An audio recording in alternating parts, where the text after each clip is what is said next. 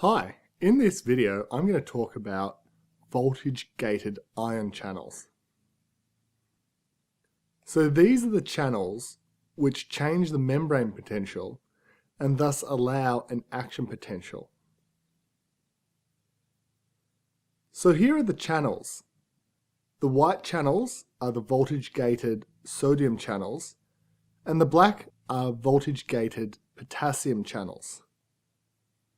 Here are all the charges sitting on each side of the membrane. This membrane is currently at its resting membrane potential, which has been set up by an sodium-potassium ATPase, which is not shown here. See the previous tutorial for an explanation of how the sodium-potassium ATPase sets up this resting membrane potential. So this is the outside of the cell, or the extracellular environment, and this is the inside of the cell, or intracellular. Remember in the last tutorial we said that sodium wanted to move this way but couldn't, and potassium the other way. Well, they still can't because their channels are closed.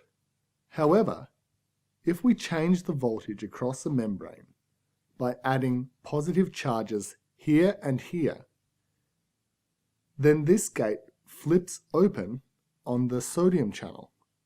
And this allows sodium to flow into the cell down its concentration gradient. This means there is an influx of positively charged sodium ions, and the positive charges start lining up across the membrane, with the negative charges lining up on the other side. So this is a reversal of the resting membrane potential. Now remember that we also applied a positive charge to the voltage-gated potassium channel. Well, this also flips open, but there is a delay before this happens. But when it does happen, the potassium rushes out, removing positive charges from the cell and placing them on the other side of the membrane. And this returns the membrane potential back toward the resting membrane potential. These channels are both open at the moment, so they need to be closed. The sodium channels close about the same time the potassium channels open. And they close by this ball and chain method.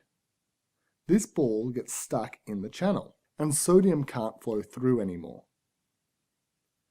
After a delay, the potassium channels also close.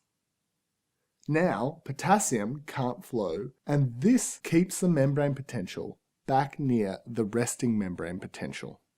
So if we look at a voltage recording taken inside the cell, and we look at voltage versus time, then we start with our resting membrane potential. Then we applied our stimulus, and this opened the voltage-gated sodium channels. The cells become more positive, and we can see that on this graph. Now here, the potassium channels open, and the sodium channels close. The positively charged potassium rushes out of the cell, and the cell becomes more negatively charged. And we can see that drop on this graph also. Then the potassium channels close, and the resting membrane potential returns. This up and down graph shows a typical action potential. In the next video, we will look at how action potentials propagate along a membrane such as an axon. For more free tutorials and the PDF for this tutorial, visit www.handwrittentutorials.com.